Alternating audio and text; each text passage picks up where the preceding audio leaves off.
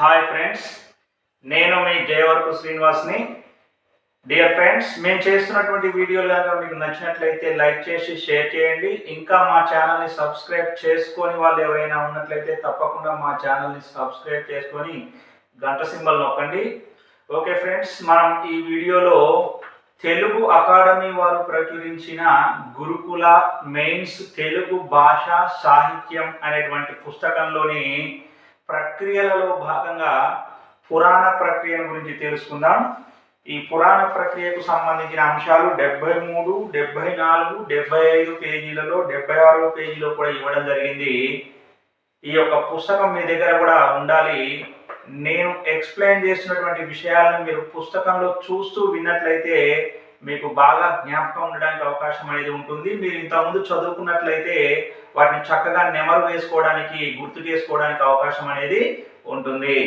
Okay friends, ఈరోజు మనం చెప్పుకోబోయేటువంటి ప్రక్రియ పురాణం.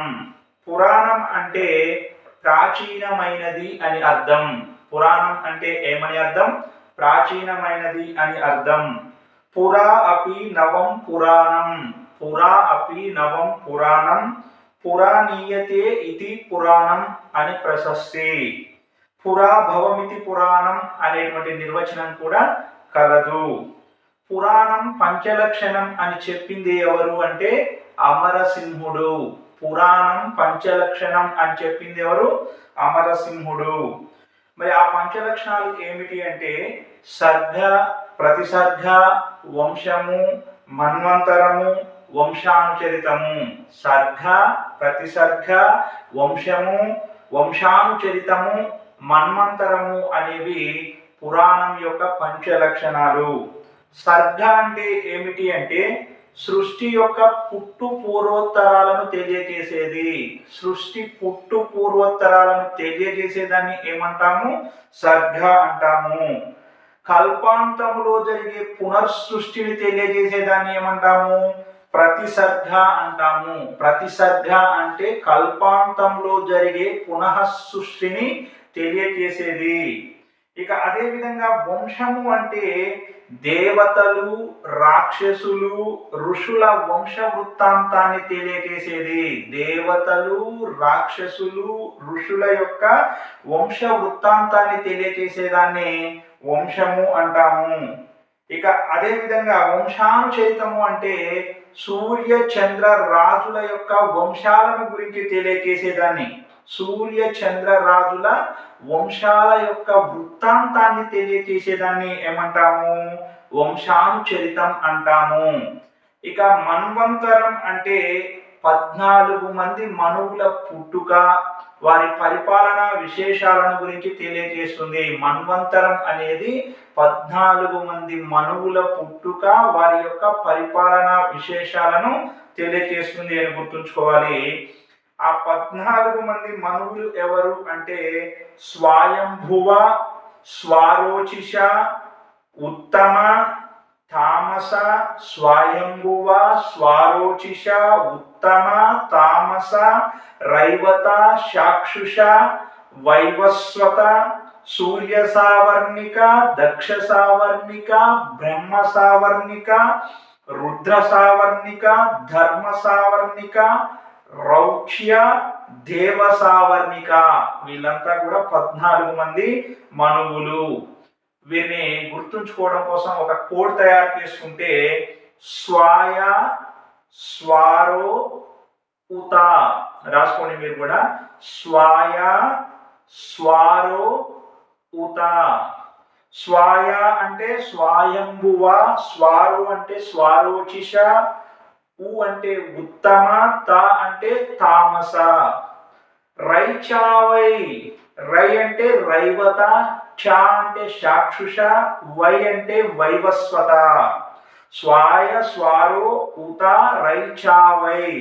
ఇంకా చూస్తే సూర్య, దక్ష, బ్రహ్మ, రుద్ర, ధర్మ, రౌచ్య, దేవ అనేటువంటి కోడ్ను మనం ఏర్పరచుకుంటే సూర్య సావర్ణిక, సూర్య అంటే సూర్య సావర్ణిక, దక్ష అంటే దక్ష సావర్ణిక, బ్రహ్మ అంటే బ్రహ్మ సావర్ణిక, రుద్ర అంటే రుద్ర సావర్ణిక, ధర్మ అంటే ధర్మ సావర్ణిక, రౌచ్య అంటే రౌచ్య, దేవ సావర్ణిక, దేవ అంటే దేవ సావర్ణిక అనే మనకు గుర్తుకు రావడానికి అవకాశం అనేది ఉంటుంది.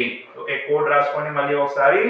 స్వాయ స్వారో ఉత రై చావై సూర్య దక్ష బ్రహ్మ రుద్ర ధర్మ రౌచ్య దేవ.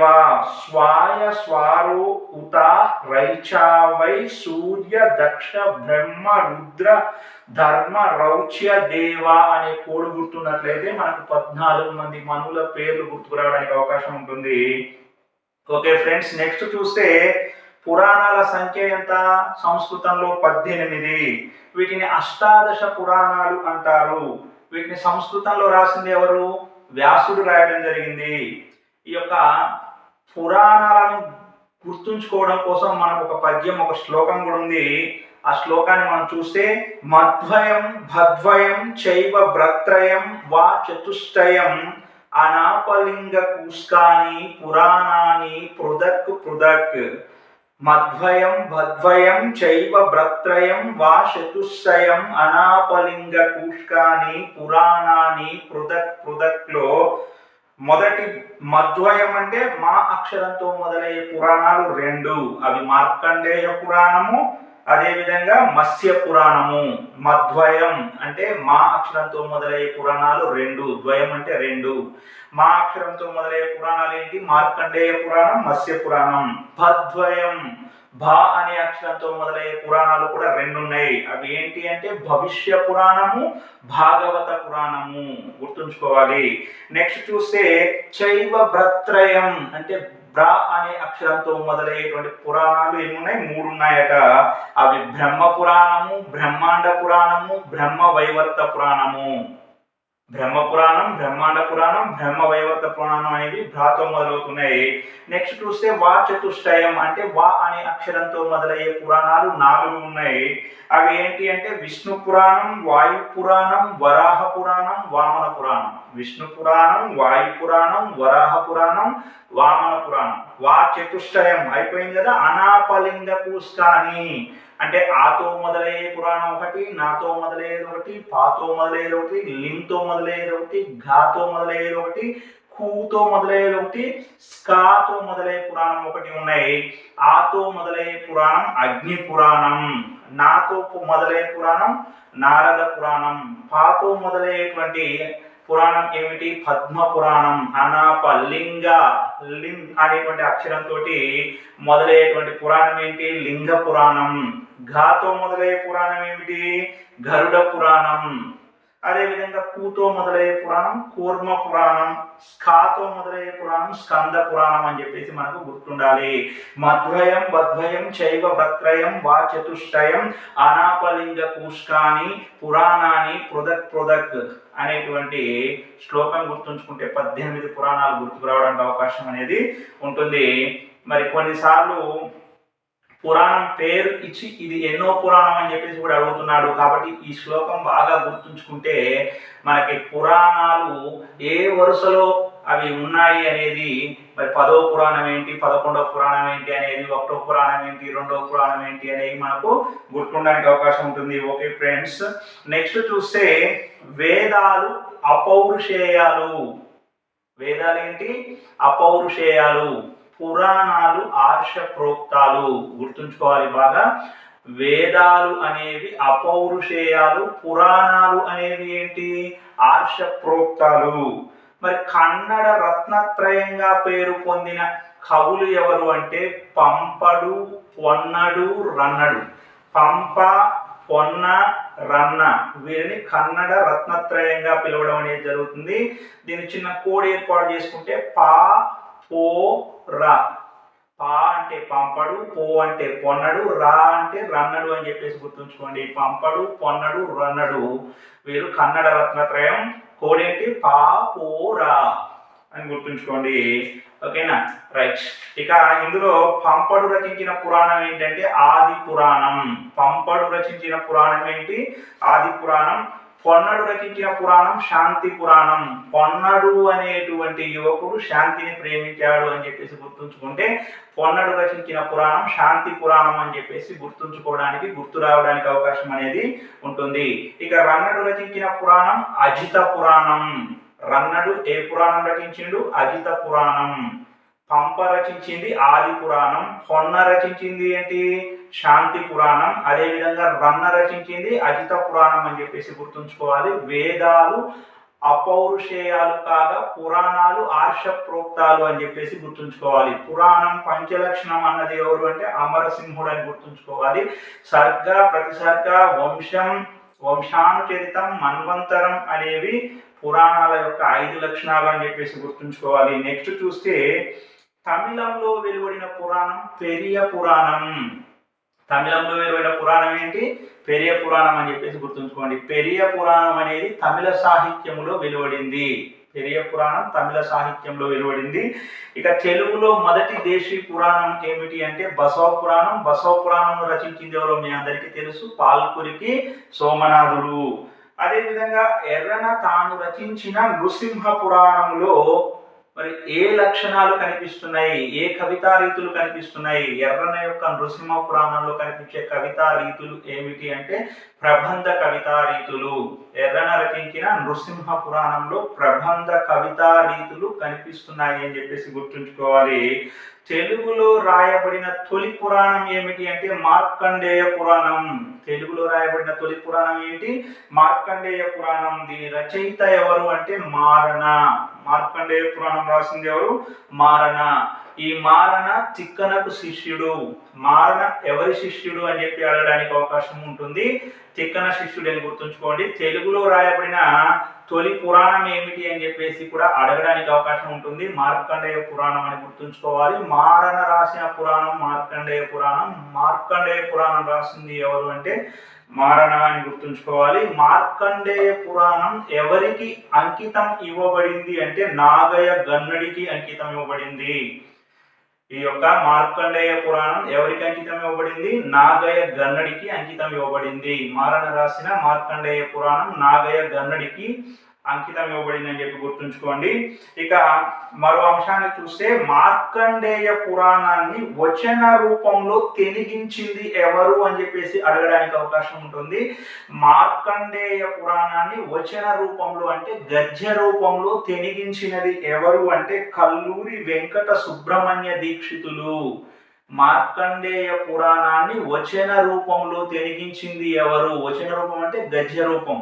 మార్కండేయ పురాణాన్ని వచన రూపంలో తెలిగించింది ఎవరు అంటే కల్లూరి వెంకట సుబ్రహ్మణ్య దీక్షితులు. గుర్తుంచుకోవాలి. నెక్స్ట్ చూస్తే పురాణాలను వచనంలోకి అనువదించిన రచయిత ఎవరు? పురాణాలన్నింటినీ వచన రూపంలోకి అనువదించిన రచయిత ఎవరు అంటే ఏలూరిపాటి అనంతరామయ్య. పురాణాలను వచనంలోకి అనువదించిన రచయిత ఎవరు? ఏలూరిపాటి అనంతరామయ్య అని చెప్పేసి గుర్తుంచుకోవాలి. వరాహ పురాణం రాసింది ఎవరు అంటే నంది మల్లయ ఘంట సింగన. వరాహ పురాణం రాసింది నంది మలయ ఘంట సింగన అని గుర్తుంచుకోండి. గరుడ పురాణం రాసింది ఎవరంటే పింగళి సూరన. గరుడ పురాణం ఎవరు రాశారు? పింగళి సూరన రాశారు. విష్ణు పురాణం రాసింది ఎవరు అంటే వెన్నెలకంటి సూరన. విష్ణు పురాణం ఎవరు రాశారు? వెన్నెలకంటి సూరన రాశాడు అని చెప్పేసి గుర్తుంచుకోండి.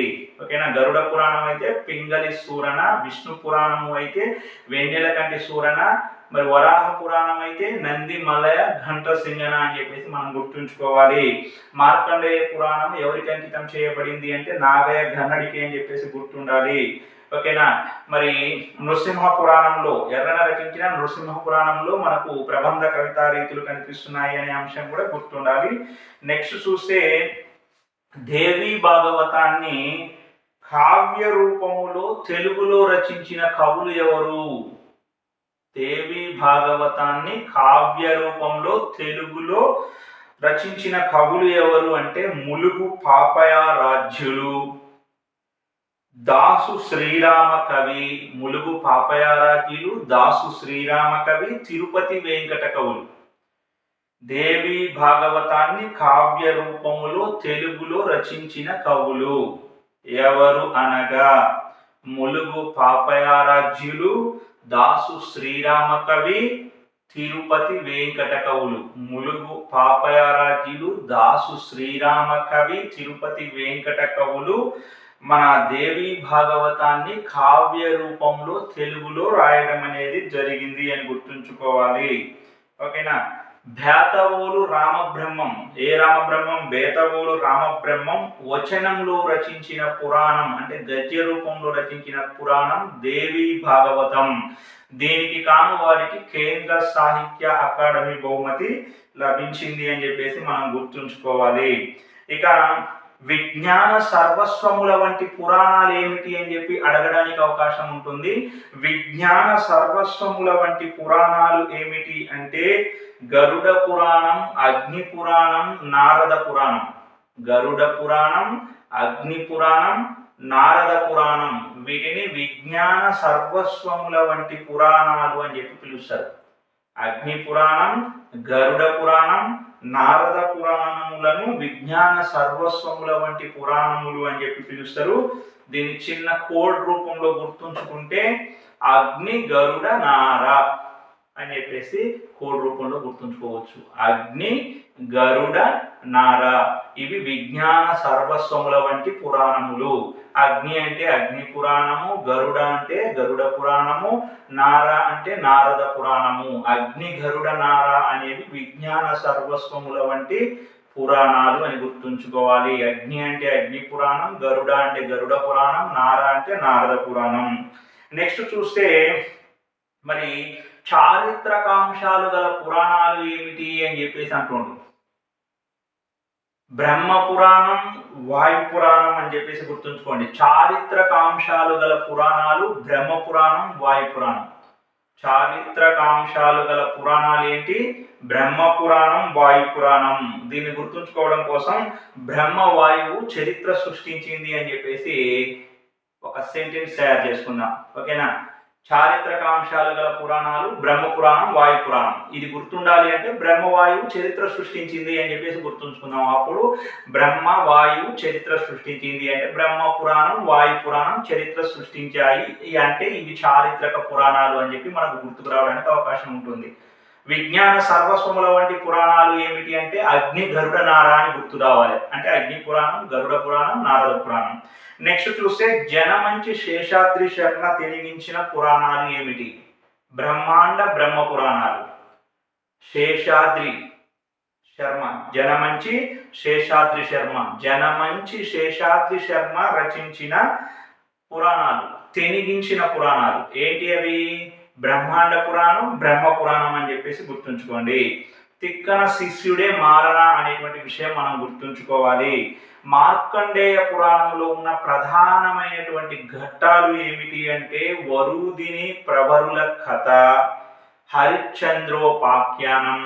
ఓకేనా, బాగా గుర్తుంచుకోవాలి. మార్కండేయ పురాణంలోని కథలు వరూదిని ప్రవరుల కథ, హరిశ్చంద్రోపాఖ్యానం, మహిషాసుర మర్దనం, అదేవిధంగా శుంభ నిశుంభుల కథ. శుంభ నిశుంభుల కథ, వరూదిని ప్రవరాఖ్యుల కథ, హరిశ్చంద్రోపాఖ్యానము, మహిషాసుర మర్దనం, శుంభ నిశుంభుల కథ అనేవి మార్కండేయ పురాణంలోని ప్రధాన ఘట్టాలు అని చెప్పేసి గుర్తుంచుకోవాలి. భాగవతాన్ని తెలుగులోకి అనువదించిన కవి ఎవరు అంటే బమ్మెర పోతన అని చెప్పేసి మనందరికీ గుర్తుండాలి. భాగవతంలోని భాగాలకు గల పేర్లు ఏమిటి అంటే స్కందములు అని గుర్తుంచుకోండి. భాగవతంలోని భాగాలకు స్కందములు అని పేరు. ఎన్ని స్కందాలు ఉన్నాయి భాగవతంలో అంటే 12 అని గుర్తుంచుకోవాలి. ఇక పోతన తల్లిదండ్రులు లక్కమాంబ, కేసన అనేటువంటి విషయం మనందరికీ తెలిసిందే. పోతన బిరుదు సహజ పండితుడు, పోతన గురువు ఇవటూరి సోమనారాజ్యుడు అనేటువంటి విషయం గుర్తుండాలి. ప్రస్తుత జనగామ జిల్లాలోని బమ్మెర గ్రామంలో పోతన జన్మించారు అనేటువంటి విషయం మనం గుర్తుంచుకోవాలి. ఇక వీరభద్ర విజయం, భోగిని దండకం, నారాయణ శతకం, ఆంధ్ర మహాభాగవతం అనేవి పోతన రచనలు అని గుర్తుంచుకోవాలి. తెలుగులో రాయబడిన తొలి స్వతంత్ర దండకం ఏమిటి అంటే భోగిని దండకం అని గుర్తుంచుకోవాలి. తెలుగులో రాయబడిన తొలి స్వతంత్ర దండకం భోగిని దండకం. సర్వజ్ఞ సింగ భూపాలుని ప్రేయసి ఎవరు అంటే భోగిని. ఆవిడను స్తుతిస్తూ పోతన రాసినటువంటి దండకమే భోగిని దండకం. మరి పోతన తన భాగవతాన్ని ఎవరికి అంకితం ఇచ్చాడు అంటే శ్రీరాముడికి అంకితం ఇచ్చాడు అని చెప్పేసి మనకు గుర్తుండాలి. భాగవత రచనలో పాలు పంచుకున్నటువంటి పోతన శిష్యులు ఎవరు అంటే పంచమ స్కందం అంటే 5వ స్కందం రాశాడు బొప్పరాజు గంగయ్య. బొప్పరాజు గంగయ్య 5వ స్కందం రాశాడు. షష్టమ స్కందం అంటే 6వ స్కందం ఏచూరి సింగన రాశారు. ఇక 11, 12 స్కందాలు ఏకాదశ ద్వాదశ స్కందాలు అంటాం కదా, అవి రాసింది వెలిగంధర నారయ. మరి పోతన ఏం రాశారు భాగవతంలో అంటే 1, 2, 3, 4 స్కందాలు, అదేవిధంగా 7, 8, 9, 10 స్కందాలు పోతన రాయడం జరిగింది. మరి భాగవతంలో పోతన రచించిన తొలి పద్యం ఏమిటి అంటే శ్రీ కైవల్య పదంబు చేరుటకునై చింతించెదన్. శ్రీ కైవల్య పదంబు చేరుటకునై చింతించెదన్ అనేది పోతన భాగవతంలోని తొలి పద్యం అని గుర్తుంచుకోవాలి. పోతన తన భాగవతంలో రాసిన తొలి పద్యం ఏమిటి అంటే శ్రీ కైవల్య పదంబు చేరుటకునై చింతించెదన్. ఓకేనా, రైట్. ఇంకా చూస్తే పోతన పూర్వ కవులను వర్ణించిన విధం ఇచ్చారు ఇక్కడ చూడండి, తేలికగా గుర్తుంచుకోవచ్చు.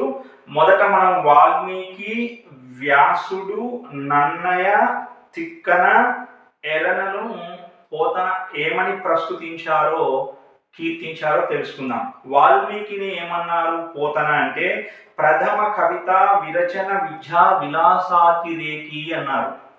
వాల్మీకిని ప్రథమ కవిత విరచన విద్యా విలాసాతిరేకి అని చెప్పేసి కీర్తించింది ఎవరు అంటే పోతన అని చెప్పేసి గుర్తుంచుకోండి.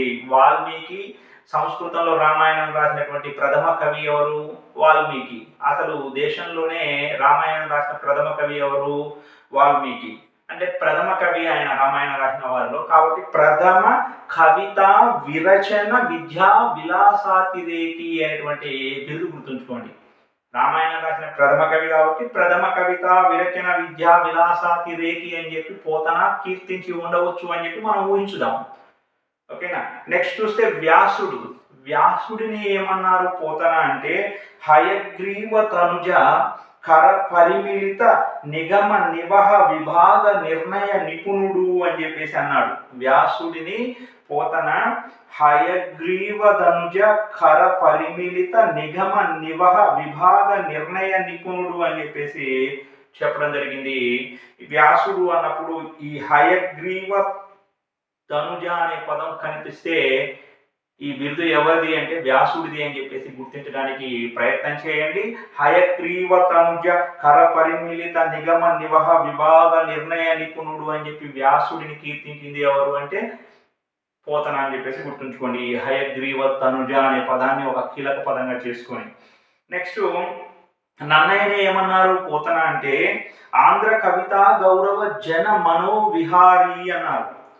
నన్నయ్యను పోతన ఆంధ్ర కవిత గౌరవ జన మనోవిహారి అన్నారు. అంటే ఆంధ్ర కవిత యొక్క గౌరవాన్ని పెంచినవాడు అని చెప్పేసి కీర్తించినట్లుగా మనం భావిస్తూ ఆంధ్ర కవిత గౌరవ జన మనోవిహారి, ఆంధ్ర కవిత గౌరవ అనే పదం కనిపించినప్పుడు ఓహో నన్నయ్యను పోతన ఆంధ్ర కవిత గౌరవ జన మనోవిహారి అని చెప్పి కీర్తించాడు అని చెప్పేసి గుర్తు చేసుకొని మరి ఈ యొక్క బిరుదు మనం నన్నయ్యది అని చెప్పేసి గుర్తించాలి. లేదా నన్నయ్యను ఈ బిరుదుతో కీర్తించింది పోతన అని చెప్పేసి గుర్తుంచుకోవాలి. తిక్కనను ఏమన్నారు పోతన అంటే హరిహర చరణారవింద వందనాభిలాషి అని చెప్పేసి అన్నారు.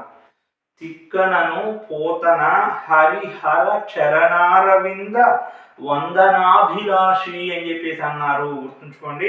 హరిహర అనే పదం కనిపిస్తే పోతన తిక్కనను హరిహర చరణారవింద వందనాభిలాషి అని కీర్తించాడు అని చెప్పేసి గుర్తుంచుకుంటే సరిపోతుంది. లేదా ఈ బిరుదు ఎవరికి కలదు అంటే మనం వెంటనే తిక్కనకు కలదు అని చెప్పేసి గుర్తించాలి. ఈ బిరుదు తిక్కనకి ఇచ్చింది ఎవరు అంటే పోతన అని చెప్పేసి గుర్తించాలి. ఇప్పుడు మనం ఇక్కడ చూడండి హరిహర అనే కీవర్డ్ తీసుకుంటే మరి పోతన తన భారతాన్ని ఎవరికి అంకితం చేశాడు? తిక్కన తన భారతాన్ని ఎవరికి అంకితం చేశాడు? తిక్కన తన భారతాన్ని హరిహరనాథుడికి అంకితం చేశాడు కదా. దాని ఆధారంగా చేసుకొని ఈ యొక్క బిరుదులో హరిహర చరణారవింద వందనాభిలాషి అని ఉంది కదా, హరిహర అనే పదాన్ని చూసి తిక్కన అని చెప్పేసి ఇది తిక్కన బిరుదు అని చెప్పేసి గుర్తించాలి. ఈ బిరుదు తిక్కనకి ఇచ్చింది పోతన అని చెప్పి గుర్తు చేసుకోవాలి. నెక్స్ట్ చూస్తే ఎర్రన భక్తి విశేషిత పరమేశ్వరుండగు ప్రబంధ పరమేశ్వరుండు అని చెప్పి ఎర్రనను పోతన కీర్తించాడు. ఇక్కడ పరమేశ్వరుండు అనేటువంటి కీవర్డ్ చూసుకోవాలి. ఓకేనా, ఈ విధంగా కీర్తించింది ఎర్రనను ఎవరు అంటే పోతన అని చెప్పేసి గుర్తు చేసుకోవాలి. ఓకే, నెక్స్ట్ చూస్తే జగద్దితంబుగను రచించెదను అని చెప్పిన కవి ఎవరు? పోతన. జగద్దితంబుగన్ రచించెదన్ అని చెప్పిన కవి ఎవరు? పోతన. వ్యాసుని కుమారుడు ఎవరు? శ్రీశుకుడు. వ్యాసుని కుమారుడు ఎవరు? శ్రీశుకుడు. శ్రీశుకుడు ఎవరి కుమారుడు? వ్యాసుని కుమారుడు. మహాభాగవతాన్ని పరీక్షిన్ మహారాజుకు వినిపించినది ఎవరు? మహాభాగవతాన్ని పరీక్షిన్ మహారాజుకు వినిపించింది ఎవరు? శ్రీశుకుడు. శ్రీశుకుడు ఎవరు? వ్యాసుని కుమారుడు. వ్యాసుని కుమారుడు ఎవరు? శ్రీశుకుడు. గుర్తుంచుకోవాలి. నెక్స్ట్, శమీక మహాముని మెడలో పామును వేసిన వాడు ఎవరు? శమీక మహాముని మెడలో సచ్చిన పామును వేసిన వాడు ఎవరు? పరీక్షిన్ మహారాజు. శమీక మహాముని మెడలో సచ్చిన పాము వేసింది ఎవరు అని చెప్పి అడగడానికి అవకాశం ఉంటుంది, గుర్తుంచుకోవాలి. పరీక్షిన్ మహారాజు. పరీక్షిన్ మహారాజును శపించింది ఎవరు? శమీక మహాముని కుమారుడైన శృంగి. శమీక మహాముని కుమారుడైన శృంగి పరీక్షిన్ మహారాజును శపించడం జరిగింది. గుర్తుంచుకోవాలి. పరీక్షిన్ మహారాజు కుమారుడైన శృంగి ఎవరిని శపించాలి? శమీక మహాముని కుమారుడైనటువంటి శృంగి పరీక్షిన్ మహారాజును మరి శపించడం జరిగిందని చెప్పేసి గుర్తుంచుకోండి. ఓకే, భాగవతం ప్రకారం భగవంతుడి అవతారాల సంఖ్య 21 అని చెప్పి తెలుస్తుంది. పోతన భాగవతం ప్రకారం భగవంతుని అవతారాల సంఖ్య ఎంత అని చెప్పి అడగడానికి అవకాశం ఉంటుంది. 21 అని చెప్పి గుర్తుంచుకోండి.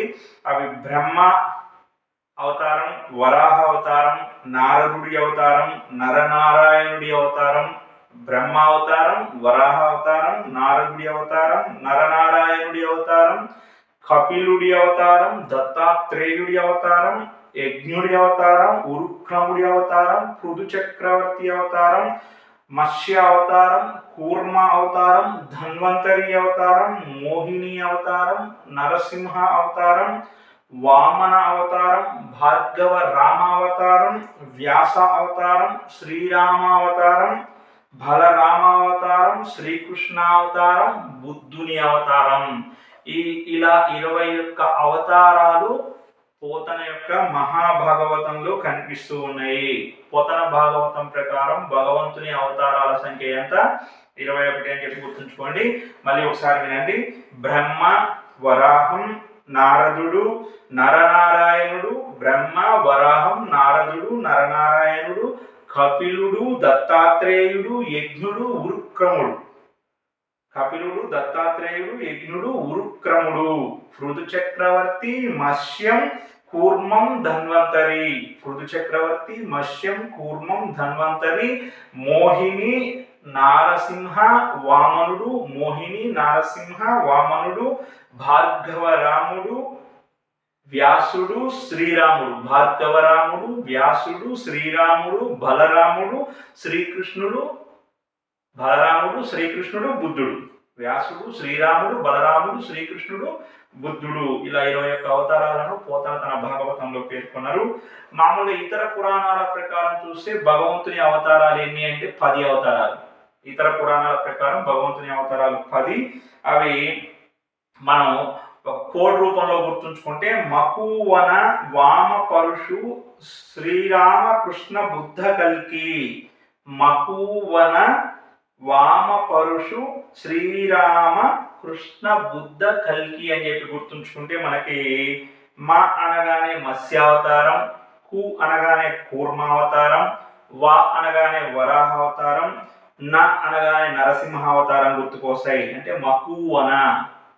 మత్స్యావతారంలోని మా, కూర్మావతారంలోని కు, వరాహావతారంలోని వా, నరసింహావతారంలోని నా తీసుకుంటే మకువన అవుతుంది. మకువన అంటే మత్స్యావతారం, కూర్మావతారం, అదేవిధంగా వామనావతారం, వరాహావతారం, ఇంకా చూస్తే నరసింహావతారం అని చెప్పి గుర్తుకు రావాలి.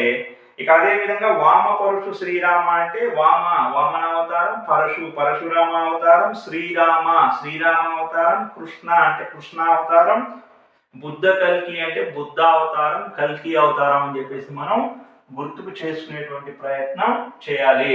ఇక్కడ చూడండి, ఇతర పురాణాల ప్రకారం భగవంతుడి యొక్క అవతారాల సంఖ్య 10. ఓకేనా? కోడ్ చూడండి, మకువన వామ పరుషు శ్రీరామ కృష్ణ బుద్ధ కల్కి.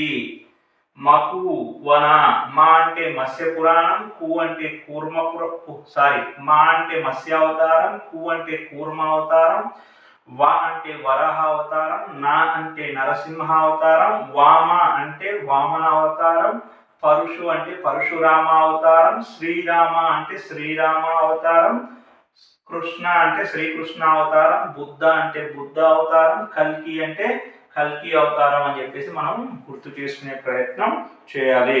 ఓకేనా? నెక్స్ట్ ఉండి మరి పోతన భాగవతంలోని 21 అవతారాలలో లేని అవతారాలు ఏమిటి అంటే కల్కి అవతారము, పరశురామ అవతారం. కల్కి అవతారము, పరశురామ అవతారము అనేవి దశావతారాలలో కనిపిస్తున్నాయి, కానీ పోతన భాగవతంలోని 21 అవతారాలలో కనిపించట్లేదు అని చెప్పేసి గుర్తుంచుకోవాలి.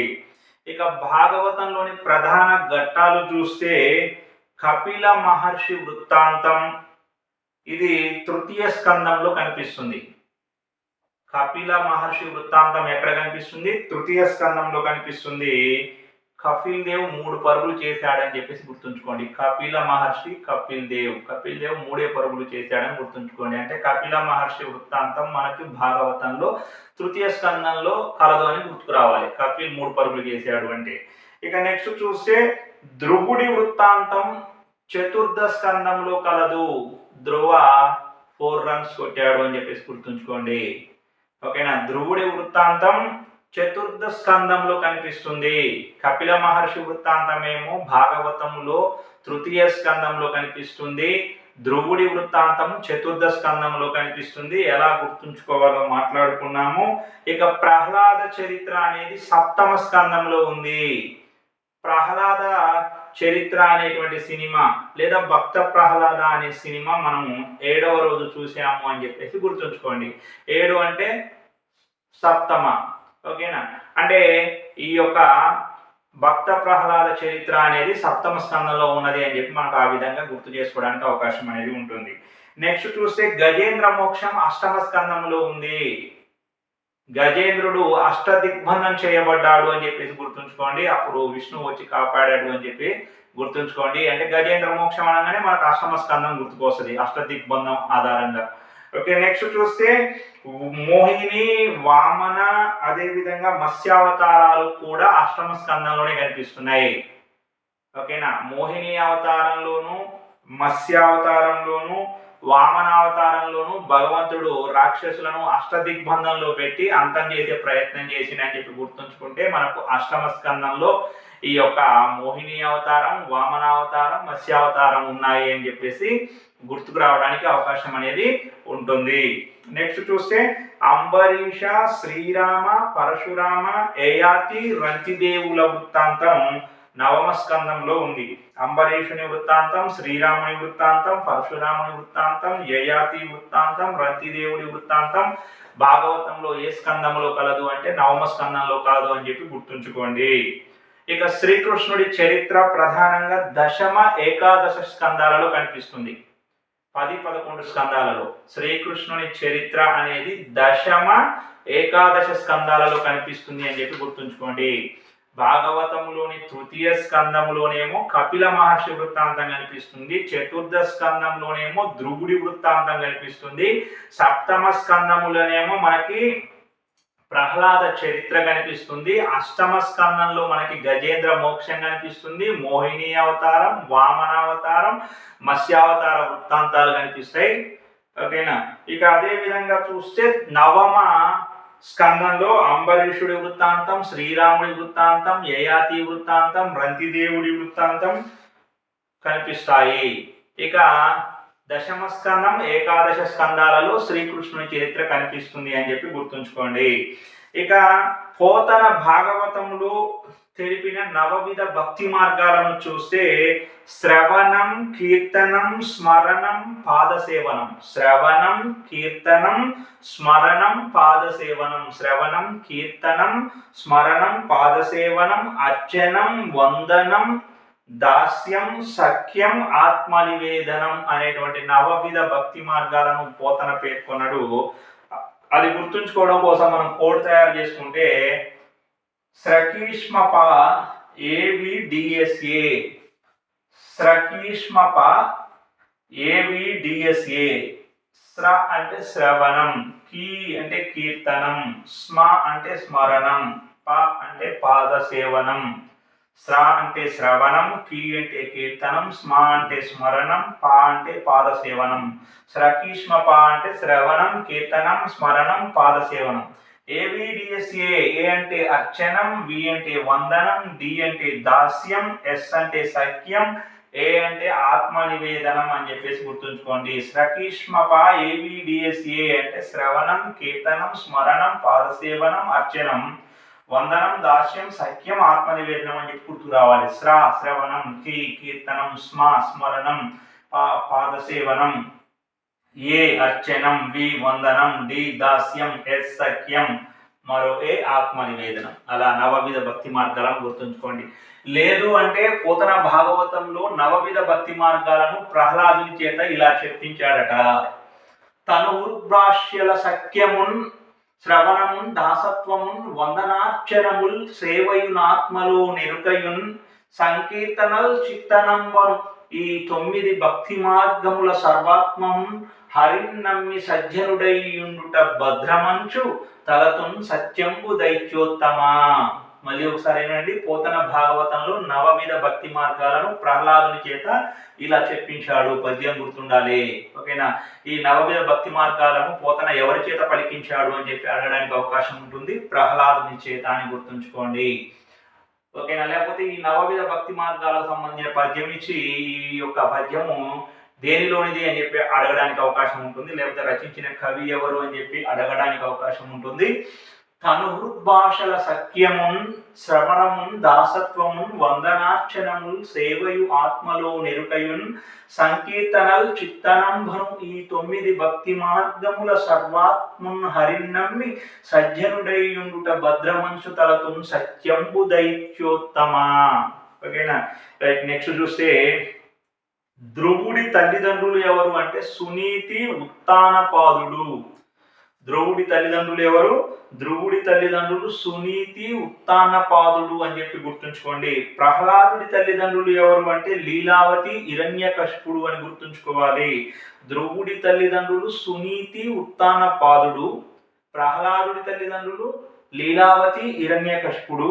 గజేంద్రుడిని మొసలి బారి నుంచి కాపాడిన వాడు ఎవరు అంటే విష్ణువు. అంబరీషుడు ఎవరి భక్తుడు? విష్ణు భక్తుడు. దేవకి వసుదేవులకు 8వ సంతానంగా జన్మించిన వాడు ఎవరు? శ్రీకృష్ణుడు. గుర్తుంచుకోవాలి. శ్రీకృష్ణుడు దేవకి వసుదేవుల 8వ సంతానం. అష్టమ గర్భమునందు జన్మించిన వాడు. వసుదేవుడి భార్యల్లో ముఖ్యులు ఎవరు? దేవకి, రోహిణి. వసుదేవుడి భార్యల్లో ముఖ్యులు ఎవరు అంటే దేవకి, రోహిణి అని చెప్పి గుర్తుంచుకోండి. దేవకి కుమారుడు ఎవరు? శ్రీకృష్ణుడు. రోహిణి సంతానం ఎవరు? కొడుకేమో బలరాముడు, కూతురు సుభద్ర. రోహిణి కుమారుడు బలరాముడు, కూతురు సుభద్ర. శ్రీకృష్ణుడి సన్నిహితుడెవరు? సాత్యకి. శ్రీకృష్ణుడి సన్నిహితుడెవరు? సాత్యకి. ఈ సాత్యకి ఎవరి పుత్రుడు? సత్యకి పుత్రుడు. సాత్యకి సత్యకి పుత్రుడు. ఇతడు శ్రీకృష్ణుడికి సన్నిహితుడు. శ్రీకృష్ణుడి మేనత్త ఎవరు? సాత్వతి. శ్రీకృష్ణుడి మేనత్త ఎవరు? సాత్వతి. సాత్వతి ఎవరి భార్య? ధమఘోషుడి భార్య సాత్వతి. శ్రీకృష్ణుడి మేనత్త ఎవరు అంటే సాత్వతి. సాత్వతి ధమఘోషుడి భార్య. సాత్వతి కుమారుడే శిశుపాలుడు. సాత్వతి కుమారుడే శిశుపాలుడు. శిశుపాలుడి తల్లి ఎవరు అని చెప్పి అడిగితే సాత్వతి అని గుర్తుంచుకోండి. శిశుపాలుడి తల్లిదండ్రులు ఎవరు అంటే దమఘోషుడు, సాత్వతి. ఓకేనా? శిశుపాలుడి తల్లిదండ్రులు సాత్వతి, దమఘోషుడు అని చెప్పేసి గుర్తుంచుకోవాలి. నెక్స్ట్ చూస్తే శ్రీకృష్ణుడి మేనమామ ఎవరు? కంసుడు. శ్రీకృష్ణుడి మేనమామ ఎవరు? కంసుడు. ఓకేనా? కంసుడి మామ ఎవరు? జరాసంధుడు. శ్రీకృష్ణుడి మేనమామ కంసుడు. కంసుడి యొక్క మామ ఎవరు? జరాసంధుడు. గుర్తుంచుకోవాలి. ఓకేనా? నెక్స్ట్ కంసుని చంపినది ఎవరు? శ్రీకృష్ణుడు. శ్రీకృష్ణుడి పెంపుడి తల్లిదండ్రులు ఎవరు? శ్రీకృష్ణుని పెంచిన తల్లిదండ్రులు ఎవరు అంటే యశోద, నందుడు. శ్రీకృష్ణుడిని పెంచిన తల్లిదండ్రులు యశోద, నందుడు అని గుర్తుంచుకోండి. బలరామకృష్ణుడు ఎవరి దగ్గర విద్యాభ్యాసం చేశారు? సాందీప మహర్షి దగ్గర. బలరామకృష్ణులు ఎవరి దగ్గర విద్యాభ్యాసం గావించారు అంటే సాందీప మహర్షి దగ్గర అని గుర్తుండాలి. నెక్స్ట్ శ్రీకృష్ణుడి బాల్య స్నేహితుడు ఎవరు అంటే కుచేలుడు. శ్రీకృష్ణుడి సహాధ్యాయి ఎవరు అని అడగడానికి అవకాశం ఉంటుంది. ఎవరు? కుచేలుడు. శ్రీకృష్ణుడి అష్టభార్యలు ఎవరు? రుక్మిణి, సత్యభామ, జాంబవతి, కాళింది, మిత్రవింద, నాగ్నజితి, భద్ర, లక్షణ. ఈ యొక్క శ్రీకృష్ణుడి అష్టభార్యలను మనం కోడ్ రూపంలో గుర్తుంచుకునేటువంటి ప్రయత్నము చేస్తే రుసజ కామి నా బల. రుసజ కామినా బల. రు అంటే రుక్మిణి, స అంటే సత్యభామ, జా అంటే జాంబవతి, కా అంటే కాళింది, మీ అంటే మిత్రవింద, నా అంటే నాగ్నజితి, బా అంటే భద్ర, లా అంటే లక్షణ అని గుర్తుంచుకోవాలి. శ్రీకృష్ణుడి అష్టభార్యలను గుర్తుంచుకోవడం కోసం మనం ఒక కోడ్ తయారు చేసుకుంటే రుసజ కామినా బల. రుసజ కామినా బల. రు అంటే రుక్మిణి, స అంటే సత్యభామ, జ అంటే జాంబవతి, కా అంటే కాళింది, మీ అంటే మిత్రవింద, నా అంటే నాగ్నజిత్ర, భ అంటే భద్ర, ల అంటే లక్షణ. వీళ్ళు 8 మంది కూడా ఎవరి భార్యలు అంటే శ్రీకృష్ణుడి భార్యలు అని చెప్పి మనకు గుర్తుకు ఉండాలి. నెక్స్ట్ చూస్తే బలరాముని భార్య పేరు ఏమిటి అంటే రేవతి. బలరాముని భార్య పేరు రేవతి. బాణాసురుడి కూతురు ఎవరు అంటే ఉష. బాణాసురుడి కూతురు ఉష. ఉషను వివాహమాడింది ఎవరు అంటే శ్రీకృష్ణుడి మనుమడు అయిన అనిరుద్ధుడు. బాణాసురుడి కుమారుడు అయిన బాణాసురుడి కూతురు అయిన ఉషను వివాహమాడింది. బాణాసురుడి కూతురు అయిన ఉషను వివాహమాడింది శ్రీకృష్ణుని మనవడు అయిన అనిరుద్ధుడు అని గుర్తుంచుకోండి. పౌండ్రక వాసుదేవుడిని చంపినది ఎవరు? శ్రీకృష్ణుడు. పౌండ్రక వాసుదేవుడిని చంపినది ఎవరు? శ్రీకృష్ణుడని గుర్తుంచుకోవాలి. ముచుకుందుడి కంటి మంటతో కంటి మంటతో బూడిదైపోయింది ఎవరు? కాలయవనుడు. ముచుకుందుడి కంటి మంటతో బూడిదైపోయింది ఎవరు? కాలయవనుడు. కంసునికి మాలలను అందించేవాడు ఎవరు? కంసునికి మాలలను అందించేవాడు ఎవరు? సుధాముడు. ఇక పోతన భాగవతంలోని కొన్ని ప్రధానమైన పద్యాలు చూస్తే కమలాక్షు నర్చించు కరములు కరములు, కమలాక్షు నర్చించు కరములు కరములు, మందార మకరంద మాధుర్యమునదేలు అనేటువంటి పద్యాలు పోతన భాగవతంలో కలవు. కమలాక్షు నర్చించు కరములు కరములు, మందార మకరంద మాధుర్యమునదేలు అనే పద్యాలు పోతన భాగవతంలో కలవు.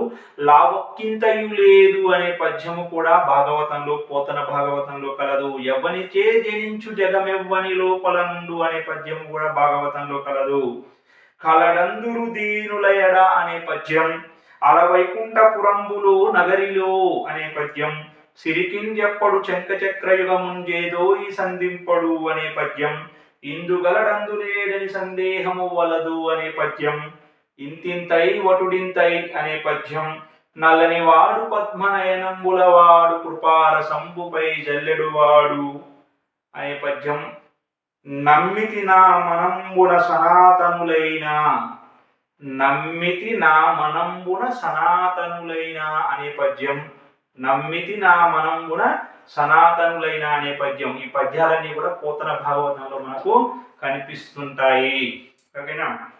కమలాక్ష నర్చించు కరములు కరములు, మందార మకరంద మాధుర్యమునదేలు, లావొక్కింతయు లేదు ఎవ్వనిచే జనించు జగమెవ్వని లోపల నుండు కలడందురు దీనుల ఎడ, అలవైకుంఠపురంబులు నగరిలో సిరికింజెప్పడు శంఖ చక్రయుగముంజేదో ఈ సంధింపడు, ఇందుగలడందులేడని సందేహము వలదు, ఇంతింతై వటుడింతై నల్లని వాడు పద్మనయనంబులవాడు, నమ్మితి నా మనంబున సనాతనులైన, నమ్మితి నా మనంబున సనాతనులైన. ఈ పద్యాలన్నీ పోతన భాగవతంలో కలవు అని చెప్పేసి మనం గుర్తుంచుకోవాలి. పురాణం పంచలక్షణం అన్నది అమరసింహుడు. సర్గ, ప్రతిసర్గ, వంశము, వంశానుచరితము, మన్వంతరము అనేవి ఈ యొక్క పురాణం యొక్క పంచలక్షణాలని గుర్తుంచుకోవాలి. ఓకేనా. వేదాలు అపౌరుషేయాలు అయితే పురాణాలు ఆర్షప్రోక్తాలు అని గుర్తుంచుకోవాలి. ఓకేనా. పంపడు, పొన్నడు, రన్నడు అనేవారు కన్నడ రత్నత్రయం అని గుర్తుంచుకోవాలి. పంపడు ఆది పురాణం రచించాడు, పొన్నడు శాంతి పురాణం రచించాడు. ఇక అదే విధంగా రన్నడు రచించిన పురాణం అజిత పురాణం అని చెప్పి మనకు గుర్తుండాలి. పెరియ పురాణం అనేది తమిళ పురాణం అని గుర్తుండాలి. ఎర్రన రచించిన నృసింహ పురాణంలో మనకు ప్రబంధ కవితా రీతులు కనిపిస్తున్నాయి అని గుర్తుంచుకోవాలి. మార్కండేయ పురాణాన్ని వచన రూపంలో తెనిగించిన వారు ఎవరు? మార్కండేయ పురాణాన్ని వచన రూపంలో తెనిగించింది కల్లూరి వెంకట సుబ్రహ్మణ్య దీక్షితులు. మార్కండేయ పురాణాన్ని వచన రూపంలో తెనిగించింది కల్లూరి వెంకట సుబ్రహ్మణ్య దీక్షితులు అని గుర్తుంచుకోండి. పురాణాలను వచనంలోకి అనువదించింది ఎవరు? ఏలూరిపాటి అనంతరామయ్య. గుర్తుండాలి. ఓకేనా. అదేవిధంగా దేవి భాగవతాన్ని తెలుగులో కావ్య రూపంలో రచించింది ఎవరు అంటే ములుగు పాపయారాధ్యులు, దాసు శ్రీరామ కవి, తిరుపతి వెంకట కవులు అని గుర్తుండాలి. బేతావోలు రామబ్రహ్మం రచించిన దేవి భాగవతానికి కేంద్ర సాహిత్య అకాడమీ పురస్కారం లభించింది. విజ్ఞాన సర్వస్వముల వంటి పురాణాలు ఏవి అంటే అగ్ని గరుడ నార. విజ్ఞాన సర్వస్వముల వంటి పురాణాలు అగ్ని గరుడ నార, అగ్ని పురాణం, గరుడ పురాణం, నారద పురాణం. చారిత్రకాంశాలు గల పురాణాలు ఏవి? బ్రహ్మ వాయువు చరిత్ర సృష్టించింది అంటే బ్రహ్మ పురాణం, వాయు పురాణం అని చెప్పి గుర్తుంచుకోవాలి. ఓకేనా. ఇక మార్కండేయ పురాణంలో వరుదిని ప్రవరుల కథ ఉంది, హరిశ్చంద్రోపాఖ్యానం ఉంది, మహిషాసుర మర్దనం ఉంది, శుంభ నిశుంభుల కథ కూడా కలదు అనేటువంటి విషయం గుర్తుంచుకోవాలి. ఓకేనా. ప్రథమ కవిత విరచన విద్యా విలాసాతిరేకి అని వాల్మీకిని కీర్తించింది ఎవరు? పోతన. హయగ్రీవ తనుజ కర పరిమిళిత నిగమ నివహ విభాగ నిర్ణయ నిపుణుడు అని వ్యాసుడిని కీర్తించింది ఎవరు? పోతన. ఆంధ్ర కవితా గౌరవ జన మనోవిహారి అని పోతన ఎవరిని కీర్తించాడు? నన్నయ్యను. హరిహర చరణారవింద వందనాభిలాషి అనే బిరుదు ఎవరికి కలదు? తిక్కనకు కలదు. ఈ బిరుదు ఇచ్చింది ఎవరు? పోతన. భక్త విశేషిత పరమేశ్వరుండగు ప్రబంధ పరమేశ్వరుడు అనే బిరుదు ఎర్రనకు కలదు. ఎర్రనకి ఈ బిరుదు ఇచ్చింది ఎవరు? పోతన. ఓకేనా. మహాభాగవతాన్ని పరీక్షిత్ మహారాజుకు వినిపించింది ఎవరు? శ్రీశుకుడు. శ్రీశుకుడు ఎవరు? వ్యాసుని కుమారుడు. శమీక మహాముని మెడలో సచ్చిన పామును వేసింది ఎవరు? పరీక్షిత్ మహారాజు. ఓకేనా. శమీక మహాముని కుమారుడైన శృంగి ఎవరిని శపించాడు? పరీక్షిత్ మహారాజును శపించాడు అని చెప్పి గుర్తుంచుకోవాలి. ఓకేనా. ధ్రువుడి తల్లిదండ్రులు ఎవరు? సునీతి, ఉత్తానపాదుడు ధ్రువుడి తల్లిదండ్రులు. ప్రహ్లాదుడి తల్లిదండ్రులు ఎవరు? లీలావతి, హిరణ్యకశిపుడు. లీలావతి, హిరణ్యకశిపుడు ప్రహ్లాదుని యొక్క తల్లిదండ్రులు. అంబరీషుడు ఎవరి భక్తుడు? విష్ణు భక్తుడు. వసుదేవుడి భార్యలో ముఖ్యమైన వారు ఎవరు? దేవకి, రోహిణి. ఓకేనా. మరి వసుదేవుడికి దేవకికి అష్టమ గర్భమునందు జన్మించిన వాడు ఎవరు? శ్రీకృష్ణుడు. రోహిణి యొక్క కుమారుడు బలరాముడు కాగా కూతురు ఎవరు? సుభద్ర. శ్రీకృష్ణుడి మేనత్త ఎవరు? సాత్వతి. సాత్వతి ఎవరి భార్య? ధమఘోషుడి భార్య. సాత్వతి ధమఘోషుల కుమారుడు ఎవరు? శిశుపాలుడు. శ్రీకృష్ణుడు మరి కంసుని చంపినాడు. కంసుని చంపింది ఎవరు? శ్రీకృష్ణుడు. బలరామకృష్ణుడు ఎవరి దగ్గర విద్యాభ్యాసం గావించారు? సాందీప మహర్షి దగ్గర విద్యాభ్యాసం గావించారు. గుర్తుంచుకోవాలి. శ్రీకృష్ణుడి అష్టభార్యలు ఎవరు అంటే రుషజాకామి, నాగ్న, భద్ర లక్షణ, రుక్మిణి, సత్యభామ, జాంబవతి, కాళింది, మిత్రవింది, నాగ్నజితి, భద్ర లక్షణ అనేవారు శ్రీకృష్ణుని యొక్క అష్టభార్యలను గుర్తుంచుకోవాలి. పౌండ్రక వాసుదేవుడిని చంపింది ఎవరు అంటే శ్రీకృష్ణుడు అని చెప్పి గుర్తుంచుకోవాలి. కంసునికి మాలలను అందించినది ఎవరు? సుధాముడు అని గుర్తుండాలి. ముచుకుందుడి కంటి మంటతో బూడిదైపోయిన వాడు కాలయవనుడు అని చెప్పేసి గుర్తుంచుకోవాలి. ఓకేనా. నెక్స్ట్ శ్రవణం, కీర్తనం, స్మరణం, పాదసేవనం. స్రకీష్మప AVDSA. శ్రవణం, కీర్తనం, స్మరణం, పాదసేవనం, ఏ అర్చనం, వందనం, దాస్యం, సఖ్యం, ఆత్మనివేదనం. ఇవి నవవిధ భక్తి మార్గాలు. పేర్కొన్నది పోతన అని చెప్పేసి గుర్తుంచుకోవాలి. ఓకేనా. రైట్ మిత్రులారా, మేము చేస్తున్నటువంటి వీడియోలు కనుక మీకు నచ్చినట్లయితే లైక్ చేసి షేర్ చేయండి. మా ఛానల్ని ఫస్ట్ టైం వీక్షిస్తున్నట్లయితే తప్పకుండా మా ఛానల్ని సబ్స్క్రైబ్ చేసుకొని గంట సింబల్ నొక్కండి. ధన్యవాదములు.